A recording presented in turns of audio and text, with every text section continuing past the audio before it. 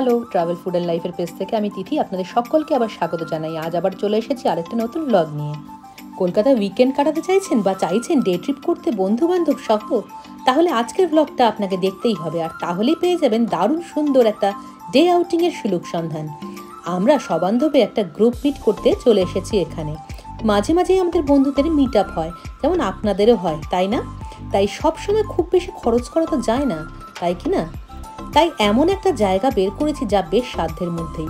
রিসর্টটিতে ঢুকতে বেশ বড় একটা পার্কিং স্পেস রয়েছে, আমাদের গাড়িগুলো রাখার পরেও রয়েছে বেশ অনেকটা জায়গা। আর ঢুকতেই শিব ঠাকুরের এই বড় মূর্তিটা যেটা রয়েছে সেটা দেখেই মনটা খুব ভালো হয়ে গেল, তাই আমরা নমঃ শিবায় বলে প্রবেশ করলাম। চলুন। আর তার পাশেই রয়েছে বাচ্চাদের খেলাধুলো করার জায়গা। এই দেখুন, টার্কি রয়েছে,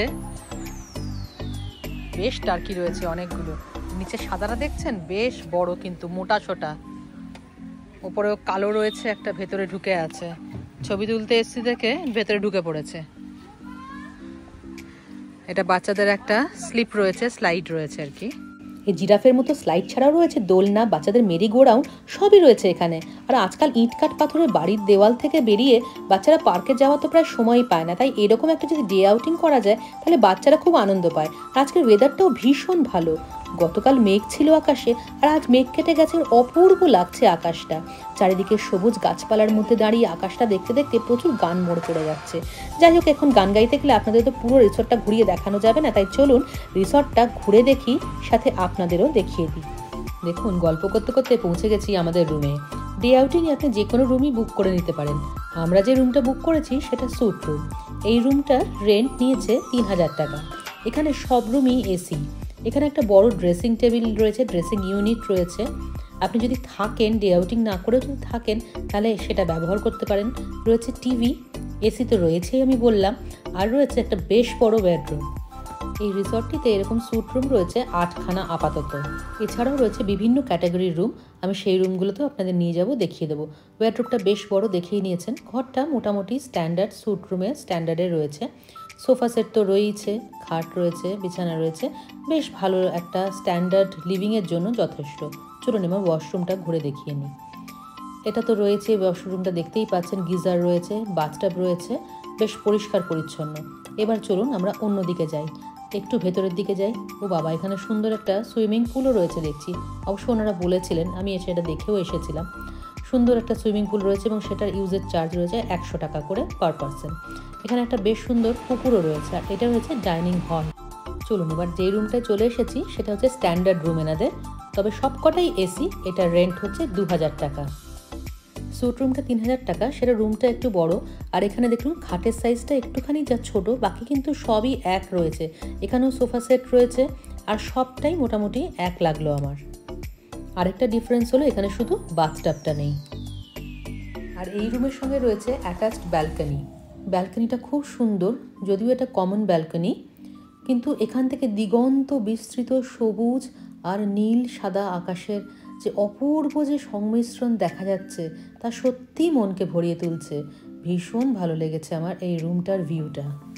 দেখুন, টানা লম্বা ব্যালকনিটা রয়েছে, কি অপূর্ব লাগছে না? যতগুলো স্ট্যান্ডার্ড রুম তার সাথে অ্যাটাচড এই ব্যালকনিটা। ওই দেখুন দূরে আবার দেখা যাচ্ছে কাশফুল। কাশফুলও এখনো রয়ে গিয়েছে। প্রিমিয়ামের আপার ফ্লোরটা দেখিয়েছিলাম, এটা প্রিমিয়ামের গ্রাউন্ড ফ্লোর। সবটাই এক রয়েছে, খালি এখানে ব্যালকনি যেটা পোর্শনটা সেটা এনাদের ব্যাকইয়ার্ড, মানে এখানটা ঠিক সেরকম ব্যালকনি সিস্টেম নেই। বাকি সবটাই মোটামুটি এক যা দেখলাম।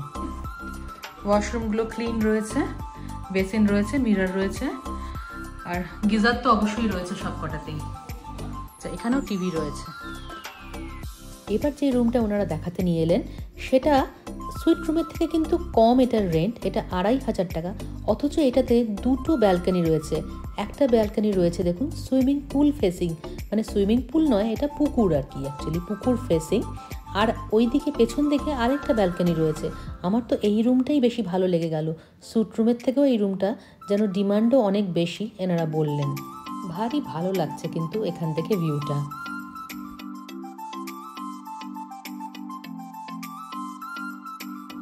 রুমটাও যথেষ্ট বড়, আর যেরকম অন্যান্য রুমগুলোতে ছিল সেই এমনিটিসগুলো এখানেও রয়েছে। চলুন এদের অন্যদিকে যে ব্যালকনিটা রয়েছে সেটা গিয়ে দেখি কেমন লাগে। বাহ, এটাও তো বেশ সুন্দর। ওরে বাবা, এখানেও একটা পুকুর রয়েছে। এটার ভিউটাও কিন্তু দারুণ সুন্দর। দেখুন কি ভালো লাগছে। একদম শান্ত নিরিবিলি পরিবেশে কাটাতে চাইলে চলেই আসতে পারেন এখানে। কোথায় সবটা বলে দিচ্ছি, সঙ্গে থাকুন, দেখতে থাকুন, তাহলেই তো বুঝতে পারবেন কি সুন্দর ফুলের গাছ, বাগান আর এত সুন্দর জায়গা দেখে ফটো তোলার লোক কিন্তু আর সামলাতে পারলাম না। বেশ কয়েকটা ফটো তুলে নিলাম। আর এখানে হচ্ছে এখন রান্না। যদিও আমি দেখাতে পারিনি, এর মধ্যে আমাদের জল খাওয়া হয়ে গিয়েছে। ছিল লুচি, তরকারি আর মোয়া। এরপরে চলছে আমাদের স্ন্যাক্সের আয়োজন আর দুপুরের খাওয়ার আয়োজন। আমরা 10 জন ছিলাম, তাই আমাদের জন্য দেওয়া হয়েছে স্ন্যাক্সে চিকেন পকোড়া আর ফ্রেঞ্চ ফ্রাইজ।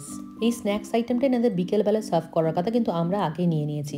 হ্যাঁ, আমরা চলে এসেছি আজকে বাওয়ালি রাজমহলে। সেই বাওয়ালি রাজমহলে এটা আজকে আমাদের প্রথম ভিজিট। আপনাদের কেমন লাগছে অবশ্যই জানাবেন। না, ব্লগটা এখনও শেষ হয়নি, আমি দেখাচ্ছি আপনাদের। আমরা বাওয়ালি রাজমহলে ঢুকছিলাম যখন, তখন কেমন লাগছিল। এরপরে আমরা চলে যাব সরাসরি লাঞ্চে। লাঞ্চে ছিল ভাত, ঝুরঝুরে আলু ভাজা, আলুকপির তরকারি, ডাল, মাছের কালিয়া, আর ছিল আমরা নিয়েছিলাম মাটন। মানে মাটন মিল যদি আপনি নেন তাহলে পড়বে 700 টাকা, যদি চিকেন মিল নেন তাহলে পড়বে 650 টাকা পার পারসন। মাটনটা ছিল 4খানা বড় বড় পিস, আর প্রত্যেকটা খাবার ছিল ভীষণ টেস্টি। পাঁপড় ছিল, চাটনি ছিল রসগোল্লা। খাবারের কোয়ালিটি কোয়ান্টিটি দুটোই ছিল খুব ভালো। এটা পেড প্রমোশন নয়, তাই আমি ভালো বললাম মন থেকেই। ওনাদের কন্ট্যাক্ট নাম্বারটাও দিয়ে দিয়েছি, আপনারা যদি চান কন্ট্যাক্ট নাম্বারে কন্ট্যাক্ট করে বুকিং করে যেতে পারেন। আজকের ওয়েদারটা তো ভীষণ ভালো ছিল, আমরা খেলাধুলোও একটু করে নিলাম। তাই এবার আমরা আসবো। আপনাদের কেমন লাগলো আমাদের আজকের এই ব্লগটা অবশ্যই জানাবেন, আর ভালো লাগলে একটা লাইক করে দেবেন। আসবো খুব তাড়াতাড়ি একটা নতুন ব্লগ নিয়ে। সবাই খুব ভালো থাকবেন। নমস্কার।